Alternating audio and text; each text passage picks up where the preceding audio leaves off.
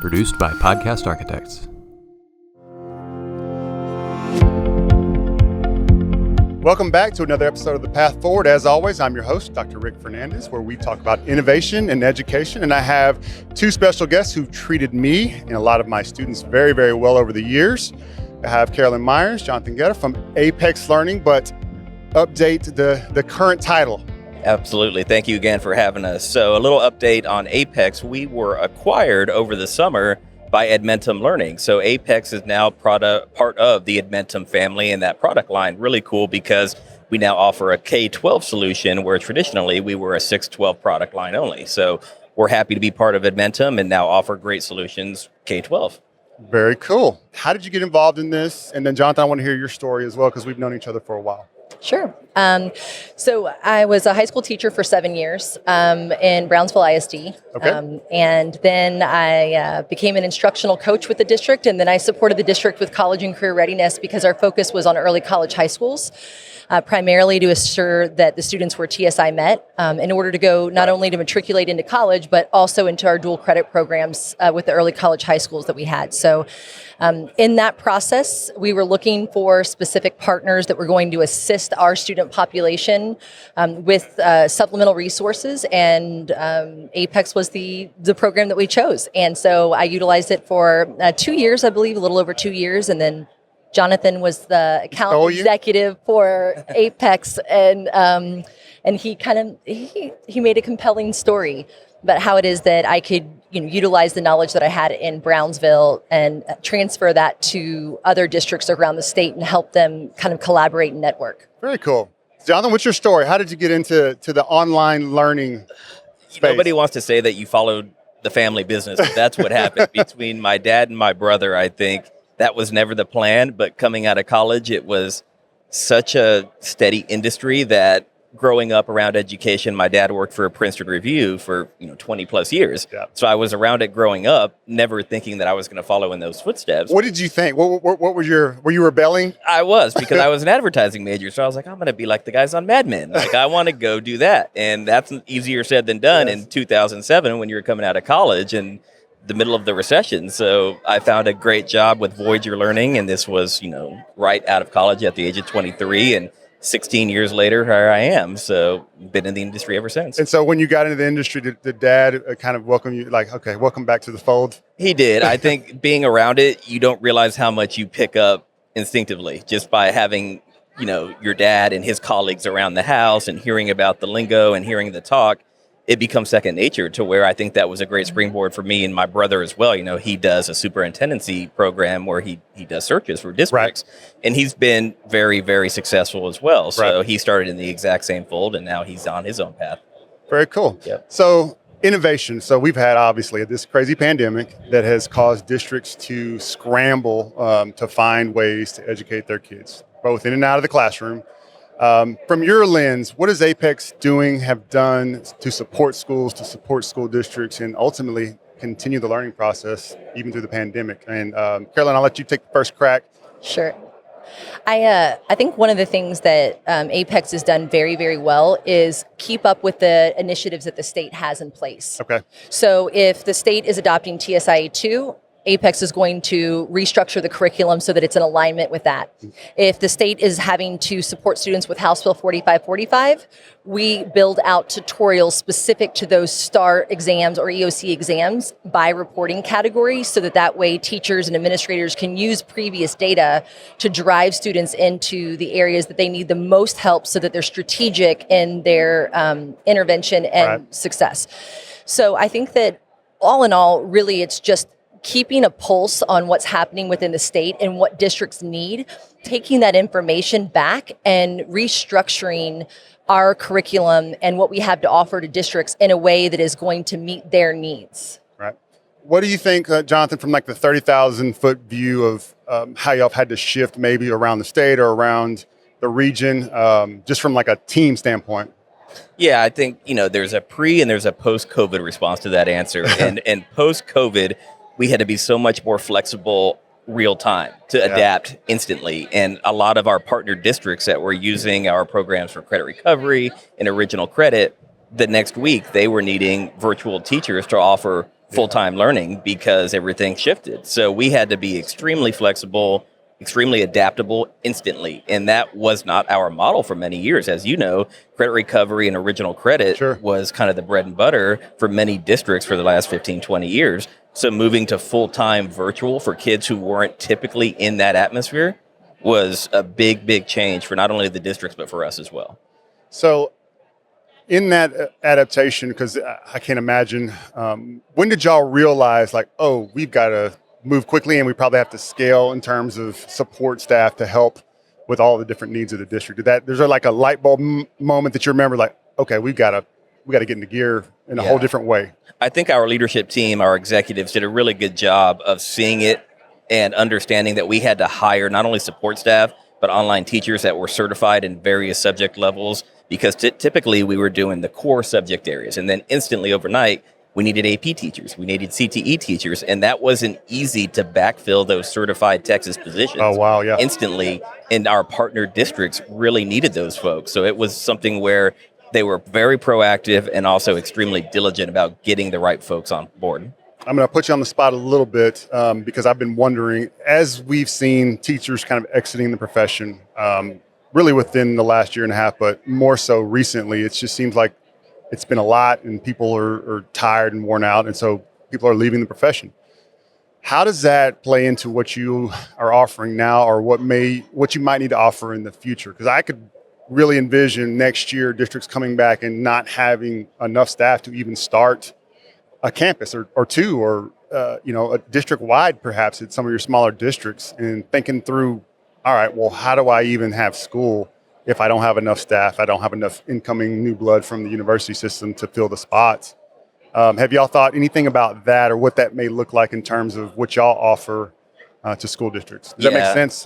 It does. And we try to look at it as having a roster, to use a sports metaphor, a roster of certified like where you're going with sports. Right. So we try to have a backfill roster of every subject area certified, to where if a district needed 50 AP chemistry teachers tomorrow, we can deliver that. Yep. And 5 years ago, we didn't have that because that would have been a rare request. And today it's not. So we have to be ready for it. That's awesome. I will say, and I'm not, we don't have a lot of, actually, I don't think we've had any vendors on our show, because I'm not one to push anything, but what made this different is just because of the responsiveness that y'all have had for any district I've ever been in, all the way from Houston, Tomball to Tuloso Midway. I mean, you can't buy that with everything that you're trying to do in a school district. To take that weight off of your teachers and your staff and know that you have a proven resource, it's a ton of value. So I thought that was something that you don't get everywhere. And that particularly, Jonathan, I probably shouldn't say it, but how many times I had to ask you for something like, Jonathan, I don't know how much I can pay for this. We really need this for the kids. And you have always found a way to get it done. That means a ton, because ultimately at the end of the day, we're all scrambling to find what's the best resources for our kids. And so I do appreciate that. Absolutely. And, Caroline talks about customer service a lot. We both are ridiculously responsive, which you don't get. And once you have that, like I was telling a buddy, it's like, if you find someone that's responsive to, it doesn't matter what the silly request is, because like I said, superintendents, we're a lot of work dealing with us, right? So, but if you find somebody that's responsive to your teams and your teachers, and you gotta go with that, because they care enough to make sure that the things are working well for you and that you're happy with the service. So I think that's really important to point out, that when you partner with someone, you really ought to get somebody that is not only going to help you find a solution that's going to work well for you, but also going to be a thought partner and a consultant in how to maximize what you have. How do we do it? Exactly. Yes. And if you're thinking that you wanted to use it in way X,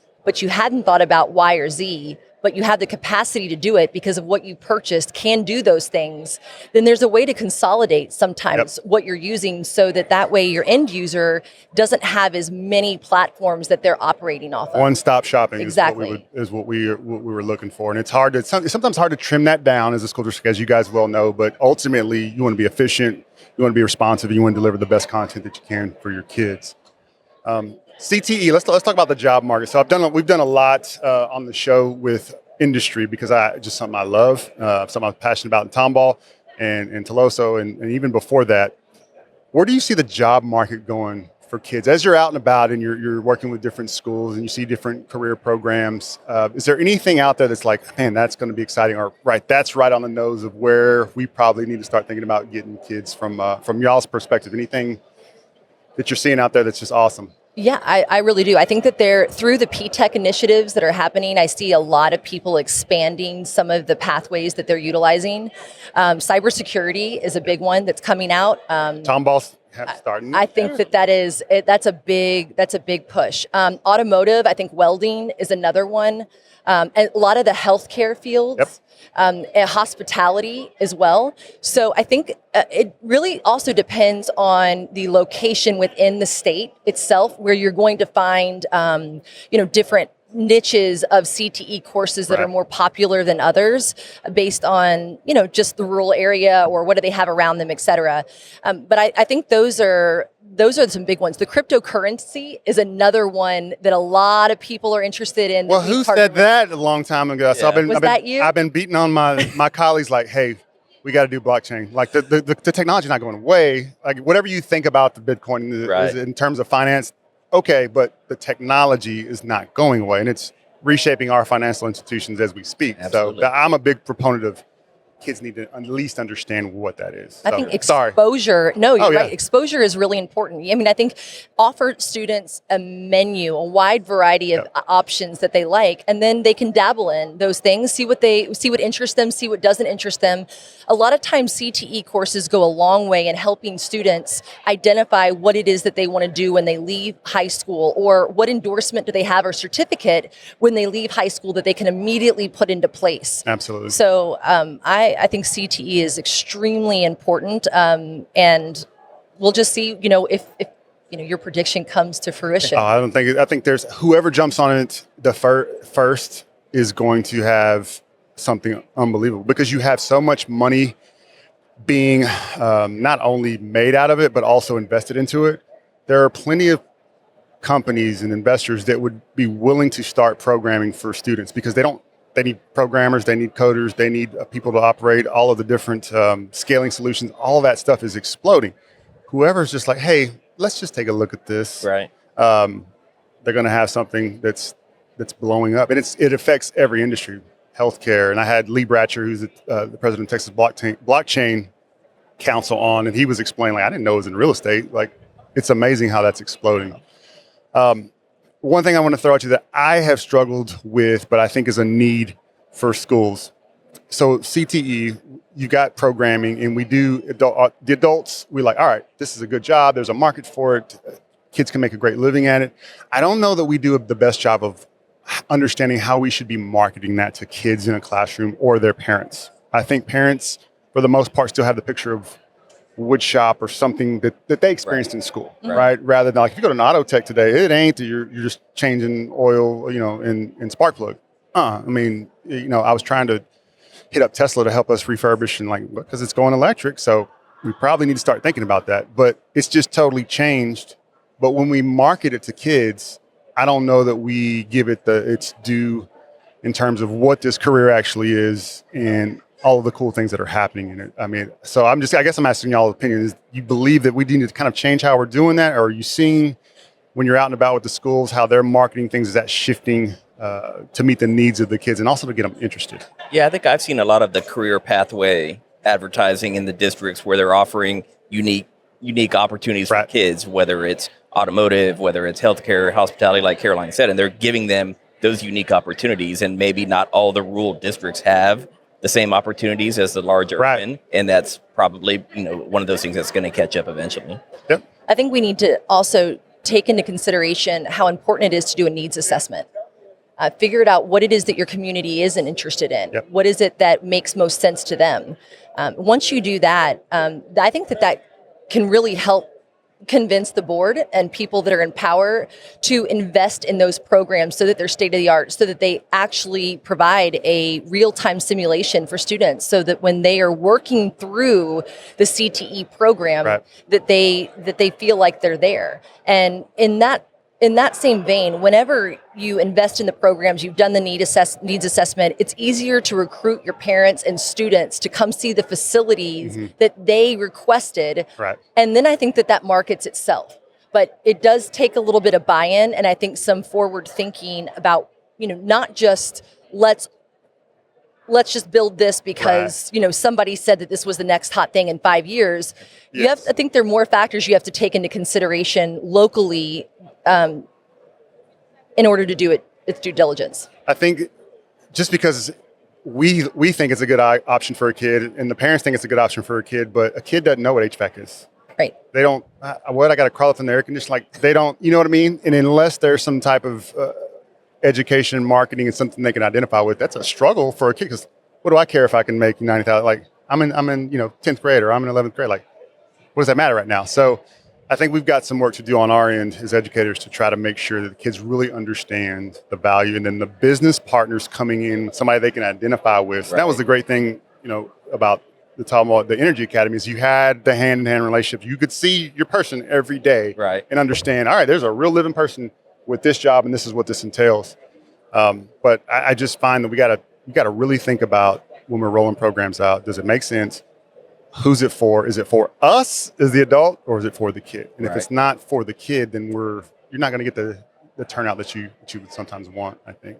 I think also if you have a practicum or something that is that they can experience, right, whether it's pharmacy or whatever, if they can go work in the pharmacy, if they have that sort of exchange program, I think that there's something so valuable in that. I mean, many people went through the education program and then went into the classroom and realized that what they went through in education was a little bit different than actually being in the classroom itself. A little bit. So it's, I think there's value in being able to establish those partnerships, like you said, with companies, so that way students not only get the, this is what the textbook says the job is and what the forecast is and the pay is, but here's what your day-to-day life will probably look like. And does this align with what your needs and wants are? No doubt. And that's what it's all about. And the companies will do it. They've got to be shown how, and they've got to understand what the investment is, but they absolutely will. What shout outs do y'all have? What districts are doing crazy, great things that y'all want to shout out? I hate to put y'all on the spot like that, but you might as well. I'll go first. I'll start with Houston ISD, right? Because they're the largest in the state. They've been with Apex probably, if not the longest, one of the longest, going on 15 years. We've seen, I think, 4 superintendents in that district during the 15 years, and that's really rare for a district to have that kind of continued partnership that continues to evolve, continues to grow. It started out as just the graduation labs, and now it's morphed into 20 different things, and that's a testament not only to their administrators, to their teachers, and to their kids. So it's just a great partnership and something that we're very proud of. Very fond memories, and you were. It was a requirement that you were flexible and that you had to adapt and you had to meet the needs of your kids. And I learned a ton with my time in HIC because there were no excuses. You had to figure it out. And as I said before, you guys were a great partner in helping us figure it out along the way. You got shout outs? Yeah, I definitely do. Okay. How much time do we have? But I'm going to try to pick a program that a school district is using and then highlight it from that perspective. So first and foremost, I'd like to highlight Brownsville ISD for their implementation of AP courseware. So they're actually using our courseware as a digital textbook and resource for supplemental curriculum for their AP teachers. It's not necessarily for original credit or credit recovery. And I think that's a very innovative way to take the courseware that they already have and utilize that in an innovative, different way. I like that. Yeah, I really. I've not thought of that. So that's very nice. Well, there you go. Best practice number 1. There you go. The next district I think that would be great to highlight is Louisville ISD. Okay. I think Dr. Bigenho and what he's doing with the Virtual Learning Academy is wonderful, and they've expanded and grown now. And so I'm really impressed with how passionate he is about his organization. There are a number of other districts. Yeah, it is very hard. I mean, I think that there are districts that are doing a really good job with House Bill 4545. I just met with Bastrop ISD today for lunch, and they're doing a wonderful work. And what I love about districts that we partner with is that they're always open to grow and learn more. Like, when can you come do a lunch and learn? When can you come help us educate us about, we purchased you initially for this, but we're looking in order to expand here. Is that something you can do before before we go look at another vendor. Yep. And so I appreciate that because it gives us the opportunity to That's powerful. to work with them. One-stop shopping. Really. Exactly. Yep. And so anyway, we have a lot of districts that are doing a very, very, very good job, but those are just a few that I'll highlight for things that maybe people don't think of. We have the alternative learning virtual school. We have one of our partner districts is using them in Spanish. And so the teachers are actually speaking Spanish, and we have Spanish tutors available for the students so that way, if they're first generation, that they are getting the language support that they need, but still able to earn part credit. That's So awesome. I just appreciate people that think about what it is that their students' limiting factors may be in certain areas, and then find ways to maximize the support that they have in order to help their students close the gaps. That's the name of the game. Absolutely. Absolutely. Jonathan, anybody you want to shout out that you can think of? Or she hit them all. She hit some good ones, and then I think I'm going to have to pick one more. Oh, man, Dallas ISD, right? Another big one. Caroline hit some good ones, but Dallas is another district that does a phenomenal job with their district student support services, and they have what they call their Reconnection Center. And it's very similar to Houston. It started out as credit recovery, but it's morphed into so much more. And post-COVID, they created dropout recovery programs. They recruited kids back. With Dr. Hinojosa retiring and that announcement being made, that's a big void to fill. But the district itself is in such great hands. He's been one of the most innovative, creative, and no excuse superintendents from afar that we all, I would say, I'd speak for all of us, respect and just understand how much he's given to Dallas ISD and to really all of us as well as learners. So, right. All right. Last thing, how do we, if somebody wants to get in touch or start thinking about I like this Apex, I like the way it sounds. How can they to check you guys out? Anything you want to share in terms of contact, Twitter, websites, anything you think? Jonathan's address is Yeah. Caroline's the social media queen. She's going to take this one. Okay. No, I'm not the social media. I like LinkedIn. I think it's a great place for educators to connect. And so I'm Caroline Myers on LinkedIn. And you can go to our company's website, and you can always check to speak to somebody that is going to be specific to your district. So we're happy to point you in the right direction. My email is caroline.myers@edmentum.com. And I'll let Jonathan give his contact information. No, same thing. The website's a great resource. It'll always link you to your local representatives. And my email is jonathan.guerra@edmentum.com. And last, I'll just finish by saying, again, you guys have been unbelievable in all capacities. So as a principal, as an assistant superintendent, as a superintendent, when you find people that care about your kids and that are going to be responsive in a way that most others can't be or aren't for whatever reason, you trust those people to do right by you and do right by your district and do it in a way that suits your needs. And you're not only the company's ability to do that, but you two and specifically. Thanks. That means a ton to the people. It's a partnership. That's how we. It really is. It really is. And we're pains in the butt. I know it. So your ability to kind of, all right, you said this. I think we can do this. I'll make it work. How many times you had to tell me, all right, I'll figure it out for you. Right? We always make it work. Yeah, always. Always. I've never been told. I don't know if I should be saying that on air. Yeah, I was going to say. I've never been told no, but Maybe. but it's because you want to do the right thing by your district. So thank you for being here, and we may have to have this chat again as we start moving. It. Yeah, it's fun. Dr. Benitez, I want to thank you as well, because it's really, really important to be able to partner with districts that have leaders like yourself that are instructional leaders. There are lots of people, that you can meet with that don't know the ins and outs and details and challenge us really the way that you, in a good way, have challenged us. I like how you save that right there in the middle. Yeah, that was in parentheses. Yeah. In a good way to think outside the box. So you ask us the first question, which was, what do we think we're doing that's innovative? And part of that is listening to feedback from educators like yourself. So thank you for helping us push the envelope to be able to serve you in the best way we can. Our pleasure. Our pleasure. Thanks again, Dr. Fernandez. Thank y'all. Thank y'all for being here.